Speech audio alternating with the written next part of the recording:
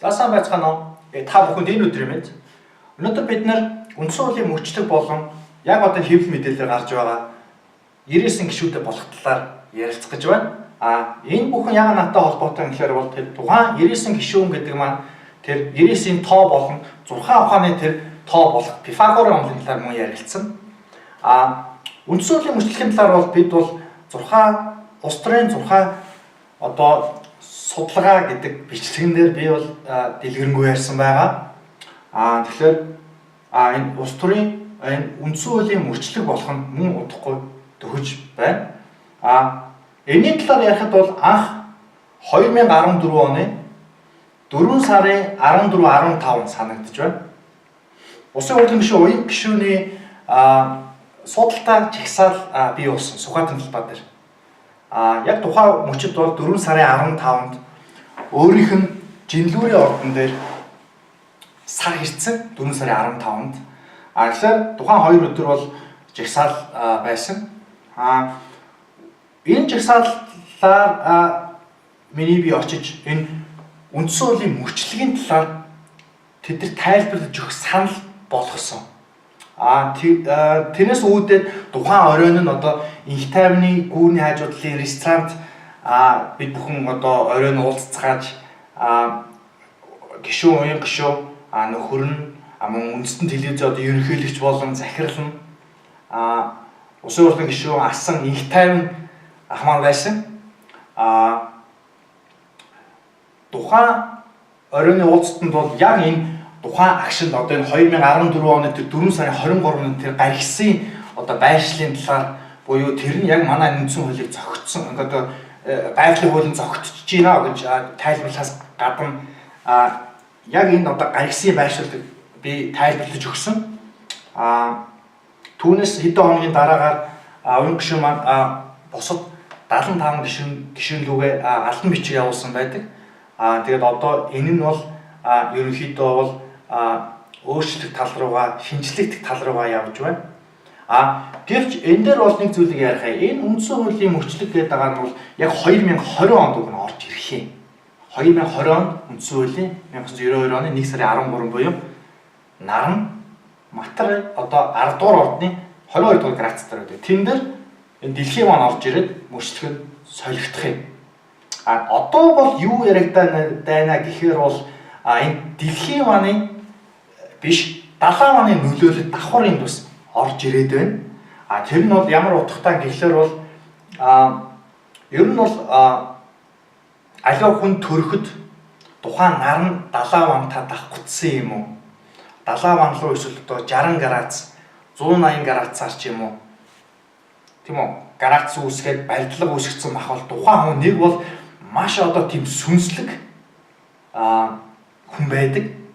Нэг бол маш тийм овчин зайл байдаг. Тухайн тэр гаргисын байршил. Тэгэхээр энэ одоогийнх бол яг бол судлаач хүний зүгээс харахад бол тусдаа зүйл. Яг энэний мөрчлөх нь 2020 онд орж ирэх юм. Тийм байна.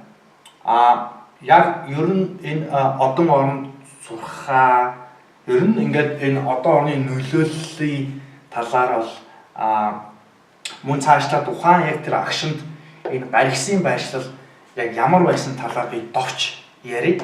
Тэгэхээр 2014-нд 4 сарын 23-нд бол гаргисын байршил яг тэнгэр дээр бол ийм байралтай байсан. Одоо илүү 1-р үйлрэл 1-р 7 14 тийм үү 100 хавар 100 намар өвөл. Тэгэхээр дөрвөн гаршил дээр орж ирээд тийм үү бүгд 13 градусыг үүсгэсэн байсан. Энэ бол ингээ 360 градус. Энэ бол маш хор тохиолддог үзэгдэл. Сүүлийн 5 жил энэ үзэгдэл ялангуяа энэ дэлхийн ван Тэнгэрийн ван гаригийн нөлөөлөл бол сүүлийн 5 жилд 7 давтагдлаа. Маш их өөрчлөлт одоо явагдаж байна дэлхий дээр. Тэгэхээр энд бол Тэнгэрийн ван одоо би Тэнгэрийн ван тухайн мөчид байсан. Тэнгэрийн ван бол маш хүчтэй нөлөөтэй. Одоо бол хоньны ордынх юм бол 1-р эхний ордонд төрсэн 3 сарын одоо 20-оос 4 сарын 20 хүртэл хүмүүс бол энэ дэлхийн Тэнгэрийн ваны нөлөөлөл бол маш хатсан явж байгаа. Нэг бол маш тийм мэдлэг одоо сэрэх гэж ярьд юм да бол их тийм олон талын мэдээлэлтэй болсон явж байгаа. Энэ дээр бол одоо дэлхийн ван явж байгаа.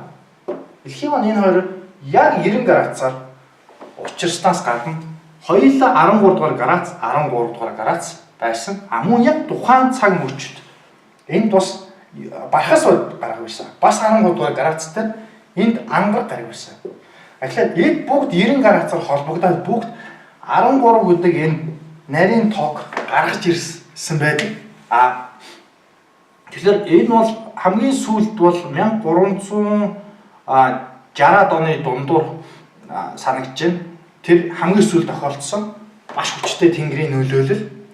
Тухайн үед бол одоо хар дахал гэж гарсан. Хар дахлаар бол их олон хүн өнгөрж исэн. Энэ удаа бол яг тухайн цаг мөчид одоо дэлхийд дээр Эбола гэдэг вирус гарч ирсэн. Тэгэхээр бол тэнгэрийн гарагч дахид давтагдахтаа бол маш хүчтэй. Мөн яг энэ гарагсын байршлаар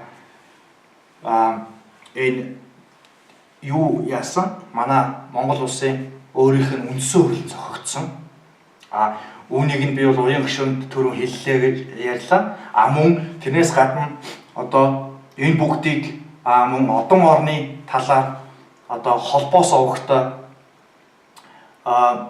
баярхуу ахаар дамжуулан 90 цагийн дуудлага нэвтрүүлгээр яриулсан байгаа. Эргээд бол харж үзэж болох юм. Тийм байна. Үндсэн хуулийн талаар бол ер нь үл юм байна. Ер нь бол энэ талаар цаашаа мэдхийг би бол бичлэг хийгээд явах юм. Маш дэлгэрэнгүй талаас нь бол тэр өөр нэг бичлэг хийсэн байгаа. 6 судалгааг тэрэн дотор бас дэлгэрэнгүй ярьсан байгаа. За нэг тийм байна. За хоёрт бол бид нар юу ярьж эхэлнэ? Түрүүнд ярьсан 99 гишүүнтэй болох талаар. За тэр бол би хэдэн гишүүнтэй болох уу хасагт нь нэмтгий бол би бол мэдэхгүй. Би өнөөдөр яг энэ сууж байгаа юу ярих гэж байгаа юм бол 6 одоо тооны хоног буюу Пифагорын тооны хоног гэж байдаг. Энийг бол би бол гаргууд эзэмшсэн. Ялангуяа тооны яг Пифагорын онолыг бол Пифагорын онол бол ганцхан Грекээс гаралтай гэдэг боловч одоо тооны ухааны зурхаач нар ялангуяа энэтхийн зурхаач нартай ярьж ихт бол тэд бол бидрээс гаралтай буюу өөрсдөө энэтхээс гаралтай гэж ярьдаг. Тэгэхээр бол одоо энэ альва энэ хүн төрөлхтний нэг мэдлэг заавалчгүй Пифагорын гэхээр Пифагорыч тийм үү заавалч гэрийнх байх албагүй. Тийм ээ. За тэгэхээр Пифагорын онол гэж юу гэсэн үг юм бэ гэхээр бол энэ хорвоо ертөнц бүх юм тоон дээр суурилсан байдаг. Тоо маш чухал. Ялангуяа Пифагорын одоо тоо бол 1-ээс 10-ийн хооронд дотор явж идэг. Mesela 11 гээд 22, 33, 44, 55 гэдэг тооноор бол бүр тусдаа утгатай. Тэрнээс биш 1-ээс 10 дотор явдаг. 10 гээд 10 хүрээд 0 гасгатаад эргээд нийлүүгөө ордог. Тэгэхээр нэгийг юу удирддаг? Нэг бол нар. 2 юу? Сар. 3 бол юу? Бархас байна. Энэ бүгдэн өөрийн гэсэн удирддаг гаригууттай. Тэр нөлөө нь байж идэг. Одоо жишээ одоо Улсын хурлын гишүүн гончод орж байгаа байна. Өөрөө бол тооны мэдлэгтэй хүн. Гэхдээ би бол энэ бол тооны 6 хаан талаас нь ярьж байна. Одоо өрөөнийх нь дугаар нь одоо над бүхэн хэлсэн санагдаж байна. 1 гэсэн тоотоо 111. 111 гэдэг бол тийм үү? Одоо нар гэсэн утгатай удирдагч. Тийм байна. Мөн адил энэ тоог хоорондоо нэмж явдаг. Одоо жишээ 1 сарын 1 гэсэн бол 3 буюу нийлээд бархас бодийн одоо энэ Дарны аймгийн хамгийн том гаригаараа өөрийгөө одоо илэрхийлж байна гэсэн утга би. Одоо яг энэ талаар бол одоо нарийн одоо ярих юм бол жишээ та одоо энд яг энэ сар мөчлөг нэг хүүхд төржээ. Одоо 2 сарын 14-ний 4 сарын 23. Тэгэхээр энэний одоо Пифагорын онолыг яаж тайлах вэ гэх тооны ухааны 6-ыг яаж тайлах вэ? Энэ тоог бүгдийг нэмдэг. Тэгэхээр нэг тоог 10 даа. Одоо шинэ 2 дээр 1-ийг нэм. 3 дээр 4, 7. 7 дээр 4, 11, 11 дээр 2, 13. 13 дээр 3 гэдэг чинь 16. Тэгэхээр нийтдээ 16-гийн тоо гарч байна. За тэгэхээр эн чинь 1-ээс 10 дотор байх юм чинь. Гэтэ 11, 22, 33, 44, 50 та бол тусдаа тоо. Тусдаа орчуулах та. Тэгэхээр энэ бол нийт 16 гарч ирлээ. Тэгэхээр 16 юм чинь 1 дээр нэмдэг нь 6 гээд тэнцүү 7. За тэгэхээр 7-гийн тоо ямар тоо вэ гэж. 7-гийн тоо бол өөрөө далаа манаар удирдуулсан. Давхар сарны тэр сүүл буюу К гэж нэрлэдэг. Тэргээр удирдуулсан. мөн сарны бас нөлөөтэй тийм тоо. Энэ 3 гаригаар өдөр төрдөг. Маш хүчтэй 7-гийн тоо бол. Тийм байна. Тэгэхээр тухайн хүний энэ ялангуяа энэ урт тоогоор харахад тухайн хүний тэр одоо амьдралын одоо нэг одоо бүхэл бүтэн одоо заяа тавилан гэдэг юм уу да тэрийг нь бас энэ тоогоор нь харах боломжтой байдаг. Тэгэхээр энэ бол дочхондоо бол ийм байна. Тухайн хүний зан характерыг бол зөвхөн энэ төрсөн сараар нь хардаг. Зан характер, ойр зур энэ яг бүр амьдралынх нь холынх нь биш. Ойр зургийн нь хүчлэх нь бол энэ сүүлийнх нь дугаар гэдэг. Жишээ нь 23 бол 2 дээр нэмэх нь 3, 5. 5-ын өдөр туу будгай өдөртнө. Гэх мэт. Пифагорын одоо 6 онол яригддаг.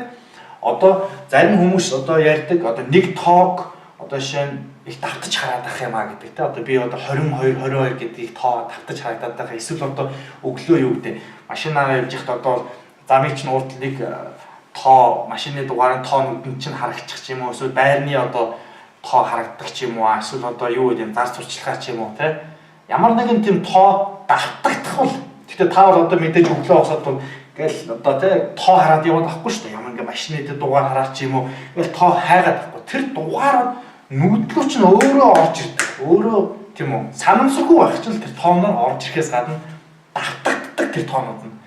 Тэр тоо давтагдаад байгаа тохиолдолд бол энэ гариг ертөнц, далд ертөнц одоо би давхар судалдаг оккультизм. Тэгэхээр энэ бол тантай ертөнц ярих гад байна ч юм уу те. Одоо энийг зарим хүмүүс бол таны одоо сахиус гэж нэрлэдэг. Ер нь бол хажуудчин ингээд харж амддаг гэх юм уу да одоо. Тэр нь ярилцдаг ч юм уу яг миний зүгээс бол энэ гариг ертөнц ус тиймэрхүү энэ тооны онолоор тантай ярих гад байдаг. Ярих гад гэж нь болохоор одоо мэдээлэл өгөх гээд байдаг. Тэрийг нь сан уншиж чадвал тэр мэдээллийг бас авах бүрэн боломжтой байдаг. Тэгэхээр бол Пифагорын одоо 6 онол бол ерөөдөө нэг ийм утгатай. Би маш одоо товчхон ярьж байна. Тэгээд түрүү ярьсан тэр 9-ийн тоо гэлээ 9 гэлээ 99 гэдэг тоо. 9-ийн тоо бол ангар гаригаар өдөртүүлсэн байдаг.